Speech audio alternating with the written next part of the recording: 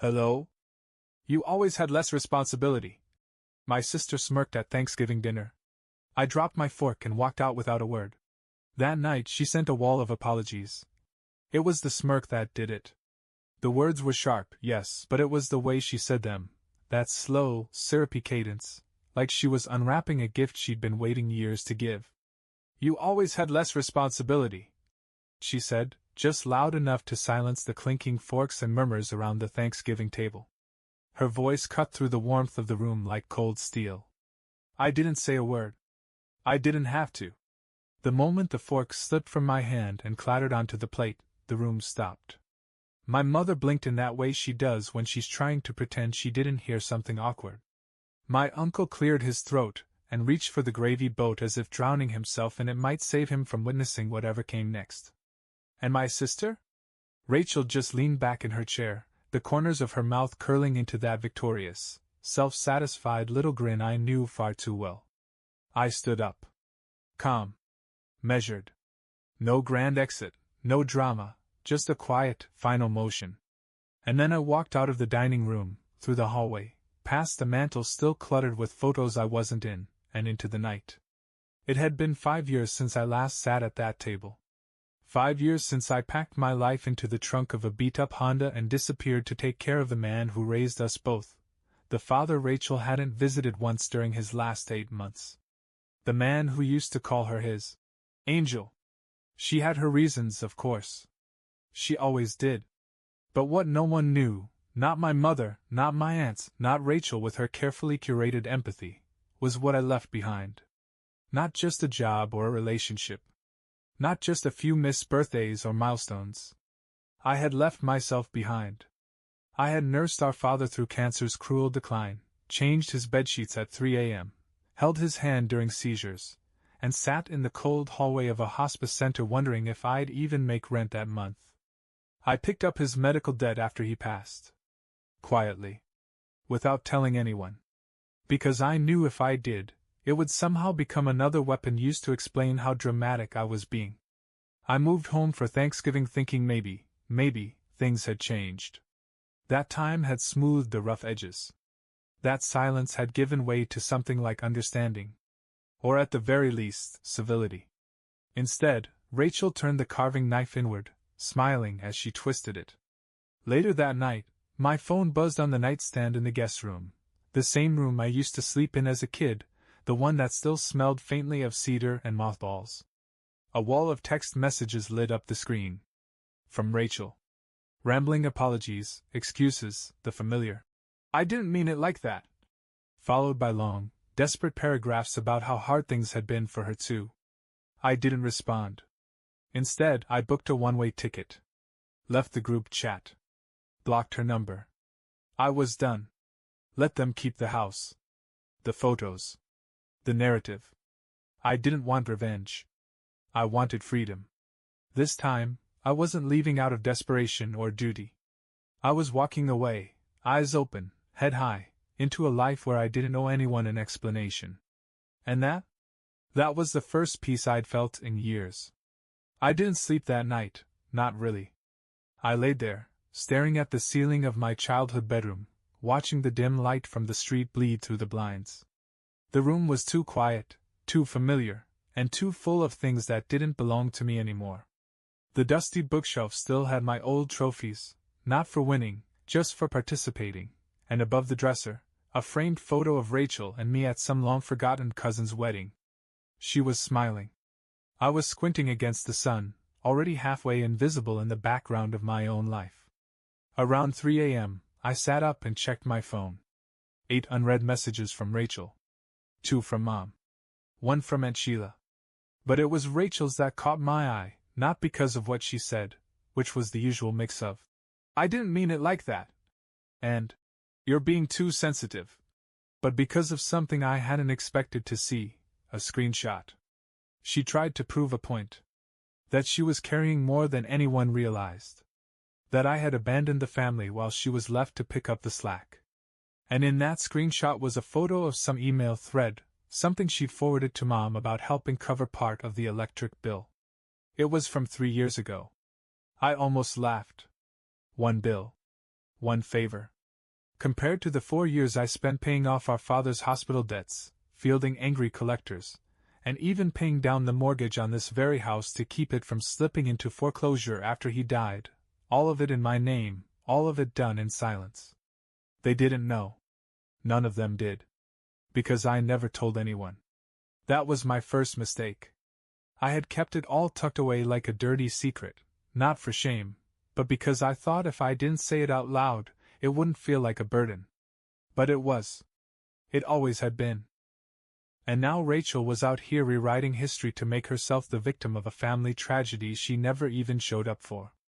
The next morning, I found the shoebox where I kept all the receipts, bank statements, and letters from the hospital. It was still in my suitcase, buried under a folded sweatshirt. I hadn't opened it in over a year. There were handwritten notes from Dad's final months, lists of medications, pain schedules, reminders to check insurance coverage.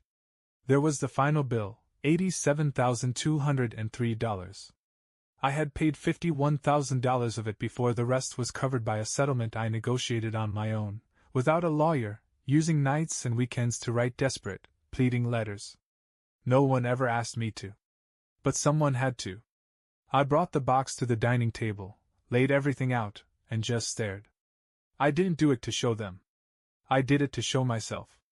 Because for so long, I doubted my own memory. Wondered if maybe Rachel was right, if maybe I had had it easier. But the evidence said otherwise. The first trouble, it turned out, wasn't her words at dinner. It was the way I'd let everyone forget, or worse, rewrite, the truth of what I'd lived through.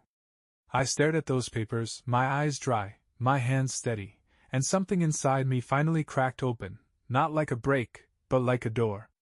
And through it, I saw the way forward. The moment that finally broke, everything wasn't loud. It was a quiet moment, really, the kind you don't realize is a turning point until later, when you're walking through it in your head, again and again, realizing it was the end disguised as an ordinary Tuesday. It was 2 days after Thanksgiving. I was still in town, partly out of inertia, partly because I hadn't figured out what came next. I'd booked a room at a modest little motel on the edge of town, the kind with scratchy towels and soap that smelled like lemon-scented denial. I wasn't going back to the house, and I wasn't staying with anyone in the family. Not after that dinner. Rachel texted me again that morning. Another wall of words. This time, she sounded different, not just sorry, but frantic. She wrote about our dad. About how hard it had been to watch him go downhill. How she couldn't cope. How she shut down. How maybe she hadn't said the right things, but she had felt them. I sat on the edge of the motel bed, holding the phone like it was some kind of bomb with a timer on it. Then she sent the last message, the one that undid whatever she thought she was fixing. I just wish you didn't run away when we needed you most. That was it. Run away? I had buried our father alone. I had cleaned out his house alone. I had signed the death certificate, handed over the keys, sorted through the boxes of his life, all alone. Run away? I hadn't run. I had stayed. And it nearly destroyed me. That was the moment I realized Rachel wasn't apologizing. She was rewriting the script. Again. Just like she always did. And this time, I wasn't letting her cast me as the villain. I called her. First time in over a year we'd spoken on the phone. She picked up on the second ring. Her voice was cautious, almost relieved. Hey. I didn't give her a greeting. I didn't leave because I was selfish, I said. I left because I was drowning. Silence. Do you know what it's like, I continued, to hold someone's hand while they die and know no one's coming to help? Do you know what it's like to take on thousands in debt so Mom wouldn't lose the house, and then get told you ran away? She didn't say anything.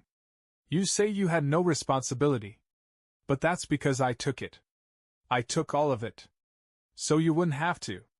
She finally spoke, her voice barely above a whisper. I didn't know.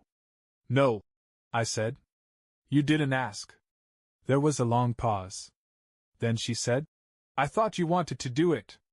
That you were just better at those things. I let out a dry laugh. No one wants to watch someone they love disappear piece by piece. I didn't want to be the one who had to decide when to stop treatment. I didn't want to argue with the insurance company over pain meds while Dad was crying in the next room. Her voice cracked. I'm sorry. I believe you, I said. But it doesn't change anything. There was a part of me that thought I'd feel better after saying it. That putting it all into words would be some kind of closure. But it wasn't. It just made the truth heavier. Like speaking it gave it form. And now I had to carry it, fully awake. That night, I sat outside the motel with a single suitcase by my side and a decision in my chest. The confrontation hadn't brought us closer. It had given me permission to walk away, not in anger, not in spite, but in peace. By the time the sun dipped below the motel's cracked rooftop sign, I had already made up my mind.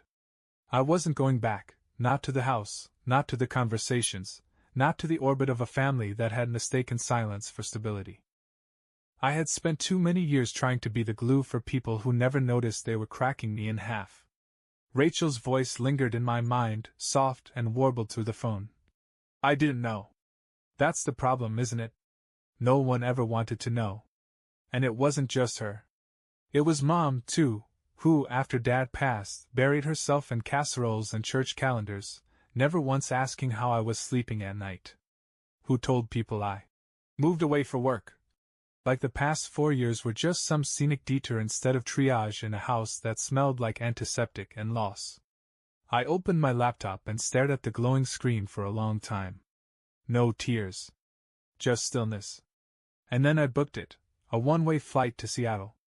I had no job lined up, no friends there, no plan, just a city I'd visited once that had felt, if only for a weekend, like a place I could breathe. I texted my landlord, gave up the lease on my apartment back home. Cancelled the car insurance. Cleared out the last of my savings for the flight and a couple months of rent. Then I did something I thought I'd never do. I deleted the family group chat. It wasn't rage. It was release. I blocked Rachel's number. Then Mom's. I deleted the Thanksgiving photos someone had tagged me in. The ones where I was smiling because that's what you do when you've spent your whole life pretending it's not that bad. By midnight I was packed. One suitcase, one carry-on, and a weight that didn't belong to me anymore. I left a note on the nightstand in the motel room. Not for them. For me. It said, "You don't owe them the rest of your life just because they forgot what you gave up."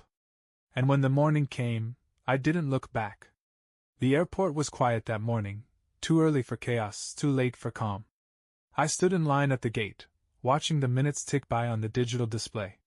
My boarding pass felt heavier than it should have in my hand. Not because of nerves. Because of finality. I wasn't flying out for a break, or a visit. I was leaving. For good. The man ahead of me was on the phone, talking to someone about business class upgrades.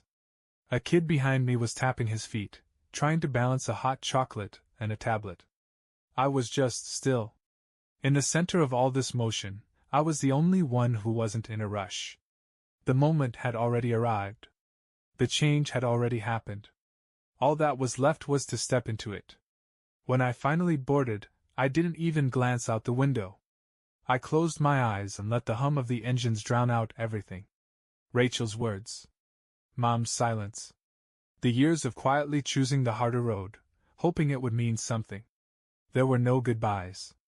No dramatic airport hugs. No last-minute tears or people chasing after me at the terminal like in the movies. Just me. And a quiet certainty that this leaving, was not running away. It was survival. Somewhere over the Midwest, I pulled out a notebook from my backpack. I hadn't written anything in years. Not since college, when I used to scribble thoughts down between classes, dreaming of stories and lives that felt lighter than my own. But now, I wrote one line at the top of the page. Let this be the story where I stopped disappearing for other people. And for the first time in a long time, I didn't feel like I was running on fumes. I felt like I was beginning. 3 days passed before Rachel noticed I was gone. I know this because on the 4th day, I got an email, the last unblocked route she had. The subject line just said, "Please." I didn't open it. Then came the others. A voicemail from an unknown number I didn't recognize, her voice shaky, apologizing again, asking where I went. Then Mom's voice on another one, confused, like she couldn't quite understand why I'd gone so quiet. But the silence wasn't punishment. It was peace. I didn't respond. Not because I was angry, I wasn't. I was just done. Done holding a lifeline that was never held in return. Done translating my sacrifices into stories they could understand. Seattle was cold and gray. I liked it that way. It matched the quiet inside me, not sad, not bitter, just still. I found a place on the second floor of a weathered old building in the north end of the city. Hardwood floors that creaked, a view of rooftops and tangled power lines, and a radiator that clanked like it was haunted. But it was mine. No photos of family on the mantel. No expectation to show up on Sunday. Just quiet, the kind that doesn't accuse you of being selfish when you finally choose yourself. The landlord, a woman named Helen, gave me a small smile when I signed the lease. Fresh start? She asked. I nodded. Yeah. Something like that. I bought a thrifted couch and a coffee pot. Started walking in the mornings, just to move. Picked up temp work, small jobs, nothing fancy. For once, I wasn't chasing a title or a number. I was chasing air. Space. My own life. Some nights, I'd lie on the floor and let the radiator hum like a lullaby, wondering how long it would take for them to stop wondering where I went. And the strangest part? I didn't feel lost. I felt weightless. It was a week before Christmas when the last package came. No name, no note, just my mother's handwriting on the return label. Inside was a framed photo of our family, taken years ago. The kind where we all wore matching sweaters like some sitcom family that only existed for 10 seconds at a time. I stared at it for a long while. Not with anger. Just curiosity. Who were those people? Because I didn't recognize myself in the boy standing stiffly off to the side, shoulders slightly turned away, smile a little too tight. I wrapped the frame in a towel, gently, and set it in a donation box. Not out of spite. But because I didn't need it. Not anymore. And later that evening, I changed my email address. Cancelled my old phone line. No forwarding information. No breadcrumbs left behind. I wasn't waiting to be found. For the first time, I wasn't living in reaction to their choices. I was living on purpose. One morning, I woke up and didn't feel like I had to explain anything to anyone. That was the first real sign that I'd made the right decision. Not the flight. Not the blocked numbers. Not the deleted group chat. The silence. The absence of needing to be understood by people who never tried to understand me in the first place. That was freedom. It didn't arrive with fireworks or some dramatic epiphany. It crept in slowly, like sunlight through a window you'd forgotten to close. I stopped checking for messages. Stopped scanning the news feed for signs of them. Stopped wondering if they'd sent another half-hearted attempt to talk things out. They didn't. And that, too, was telling. Without the weight of their expectations pressing against my every decision, I felt taller. Straighter. Like I wasn't constantly bracing for something I couldn't see. For years, I'd been the family buffer, the quiet fixer, the one who didn't ask for thanks because asking only made things worse. And they liked it that way. Because my silence kept their stories clean. Mom could pretend she'd held everything together. Rachel could cast herself as the one who stayed close. Never mind that close meant phone calls laced with guilt trips and virtue signaling. The truth was never what mattered to them, only the version of it that let them sleep at night. And I had carried that weight for so long, I forgot it wasn't mine. Now, without it, my body ached in strange places. Like coming out of a bad storm and realizing the tension hadn't left your muscles for years. I'd get coffee and sit on a park bench for hours just being. Watching life happen without needing to control it. No calendars filled with someone else's problems. No emergency calls because someone had messed up again and needed me to fix it quietly. I had space. Space to breathe, to think, to decide who I wanted to be now that no one was assigning me a role. That's when I started writing again. Not for anyone. Just for me. Little notes, scraps of memory, scenes that might one day become something bigger. There was healing in that. Not in the hope that they'd read it, or care, but in the realization that I didn't need them to. I was rebuilding the world, one that didn't orbit around proving I was good enough, useful enough, responsible enough. They called what I did abandonment. I called it coming home to myself. I never sent a letter. Never made a speech. There was no final word, no closure ceremony, no crescendo of confrontation. Just a quiet choice that stretched into days, then weeks, then a life.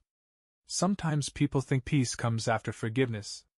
But mine came from release, from loosening my grip on a family that had never held me with both hands. I didn't need them to understand. I didn't need them to say I was right. Bye-bye.